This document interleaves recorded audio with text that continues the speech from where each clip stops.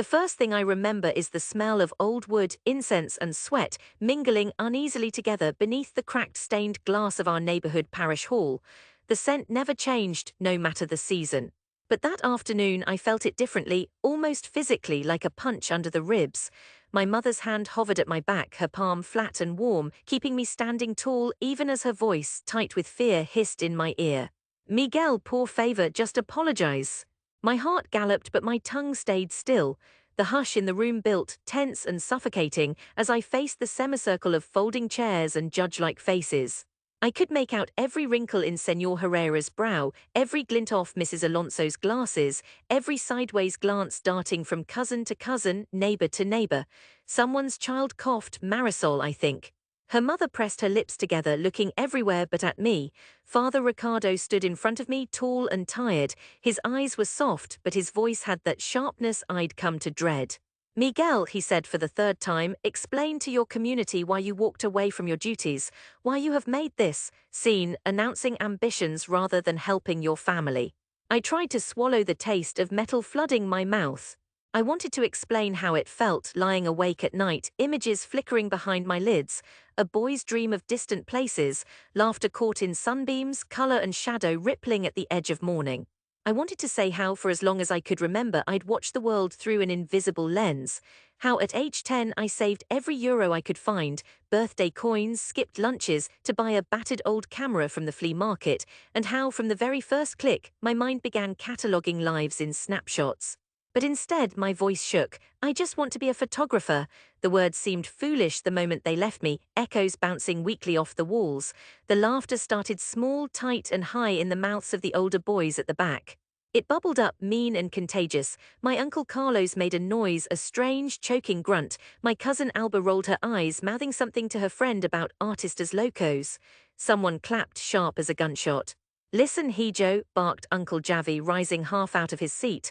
"What makes you so special? Who do you think you are? These dreams, they don't put bread on the table. They're not for people like us." The truth flashed through me, fear, old and hot, wrapped up in rage. I turned to my mother. Her eyes glistened wet, but she nodded, almost invisible. Permission or despair, I couldn't tell. "I'll show you," I said, forcing the words out. "One day I'll show everyone."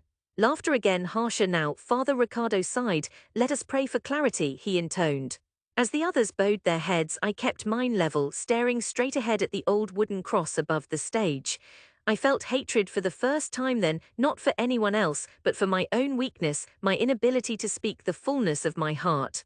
I promised myself, whatever it takes, I will not come back until I do. That was 13 years ago. The city did not notice me leaving. Madrid swallowed me up without pause, just another boy with a backpack and a camera, threading the subway tunnels and graffiti-tagged alleyways like so many others before and after. I went days without speaking to a soul, living on instant noodles, and what I could earn taking tourist photos in Retiro Park or snapping headshots for aspiring actors. Sometimes I shot weddings, faded parties, school events, anything that paid. The camera became an extension of me. Even in the harshest months, scraping coins for rent, I kept shooting. Children playing in dirty fountains, lovers on bridge steps, leftover bread and pigeons feathered with city dust. Every once in a while, as I pressed the shutter, the world snapped into a kind of clarity that made me forget hunger, cold, shame. Without consciously willing it, I sent my best images to magazines, to contests, to anyone with an email address, without response. One autumn, my camera was stolen at gunpoint near Lavapiés. I remember the thief's hands trembling as much as mine. I handed it over, I had no choice. For weeks afterward, I wandered the city in a daze, hands curling around emptiness, eyes cataloguing imagined shots I had no way to capture. I thought of the parish hall, the laughter, and for the first time began to doubt that I'd ever have anything to show for my stubbornness. I cleaned tables, painted walls, spent long nights stacking boxes in cold storerooms. For a time, I almost forgot what I was fighting for, but months later my mother called. She sounded tired but not angry. "Abuela's birthday is coming, she wants you home." I told her no, she did not argue. Instead, I pawned the watch I'd inherited from my grandfather and bought a used camera, cheaper, heavier, not half as nimble as my old one, but when I pressed the shutter, it clicked. The sensation ran through my bones like a jolt of new blood. I found light pouring into me again, pulling me back into the city's veins. I shot 20 rolls in a week. At night, I edited alone in my tiny room. Eventually, the images became a kind of diary, a language I couldn't speak out loud. I posted them online, sometimes with captions, sometimes not. One night, I received an email subject line. Urgent. It was from a small international magazine. They wanted to publish some shots from my Madrid in Shadow series. I stared at the screen for an hour before responding, afraid I was dreaming. The first issue with my photos arrived in the mail 6 weeks later. For days, I carried it everywhere, flipping through the glossy paper at red lights and bus stops, afraid it would dissolve in my hands if I let it out of sight. Recognition, when it came, trickled before it poured. Maury requests arrived, invitations from galleries. People started calling me artista, then photographo, without a sneer. I won a prize, then another.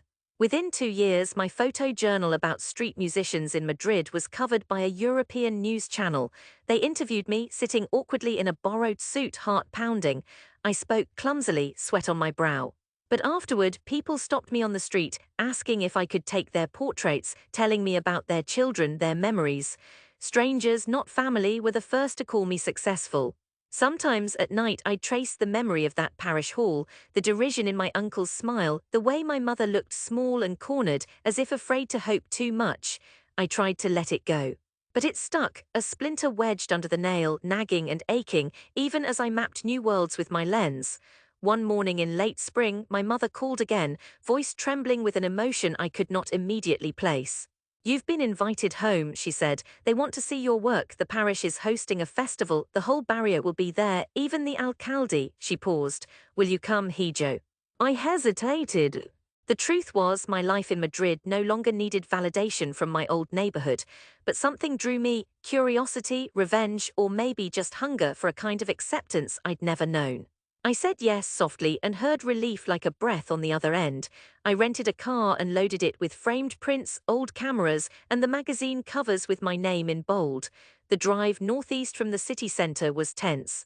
The farther I got from the familiar graffiti and clamor, the more my hands grew damp on the steering wheel. I caught glimpses of myself in the mirror, older, sharper, eyes tired but steady. The church hall was unchanged, same cracked glass, same battered chairs. The walls, however, bore unfamiliar splashes of color, banners in bright reds and yellows, and impossibly a sign that read in looping script, "Photographic Journey, Madrid by Miguel Rivera," my name. Our name. Inside, tables had been set up with home-baked pastries, jugs of lemonade sweating under flickering fluorescent lights. At the far end, someone had arranged my prints along folding easels, flora, children, old market women, lovers on 6 different bridges, dawn and dusk over tiled rooftops. I saw my mother alongside the display, smoothing her best dress. Her hands shook visibly. For half an hour I hovered near the door, invisible as a ghost. Nobody looked twice. Then a cluster of familiar voices rose. Uncle Carlos, Aunt Dolores, their friends, and older, heavier Father Ricardo. They pointed at the photos, murmuring. I held my breath. "Are these really his?" someone asked, sounding incredulous. "He found these online, seguro," scoffed my cousin Alba, eyeing the label beneath my childhood image of a blind accordionist playing near Sol. "People like us can't take photos like that." I stepped forward then.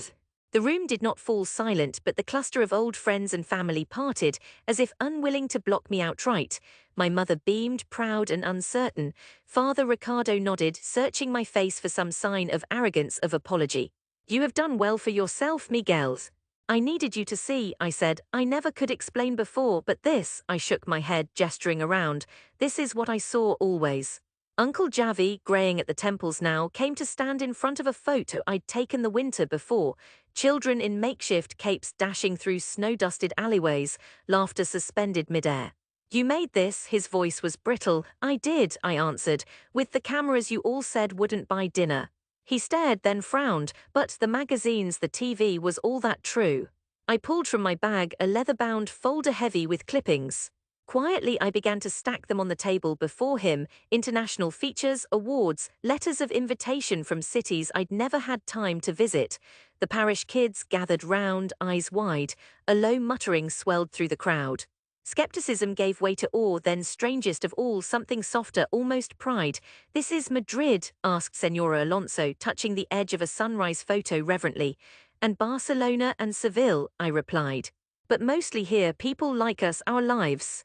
My uncle's hands trembled as he leafed through a heavy-bound book, my name printed beside each image. He looked up, his eyes rimmed red. I was wrong to laugh, he said, voice small. We did not understand. Around me faces shifted, some still stony, others opening like shutters. My mother's hand found mine, squeezing hard. I always knew, she whispered. As the hall began to fill, so did my exhibit. Neighbors I'd known since childhood and those I'd never spoken to, friends of friends, strangers drawn by the talk. They studied my photos in astonished silence, fingers brushing their favorites, as if trying to feel the texture of the light on their skin. Children tugged at their mother's sleeves, pointing. I moved among them slowly, answering questions, technical, personal, sometimes biting. How much money do you make, really? I stayed calm, honest. Gradually, I realized the old shame had left me. I was no longer apologizing for who I had become. A little after dusk, as the last slices of cake disappeared and the old men uncorked cheap wine, my uncle came to me. He looked worn but less defensive. Miguel, he said, if you ever want to take my portrait, I'd be proud, truly. Something inside me loosened. I pressed his weathered shoulder and he nodded gratefully. Later that night, after the crowds had thinned and my mother and I walked beneath streetlights flickering along the cobbled square, she put her arm through mine. You brought us all back to life, You make us see ourselves differently. I squeezed her hand. It took me years to learn how. The air around us was brisk, carrying the scent of spring budding from distant orange trees. Inside, the parish lights glowed, faint, fractured through the old stained glass, but there, as I looked up at the church, I no longer saw a place of judgment. It was just another piece of home, colored now by different light, my own. We walked on, slow and quiet. The pain of that old afternoon had not disappeared, but it had faded, eclipsed by something larger, a sense of belonging, not because I had proved them wrong, but because I had returned on my own terms, with the tools I'd used to map the wild, beautiful territory between rejection and acceptance. I had shown them at last what I saw, and that, I realized, was enough.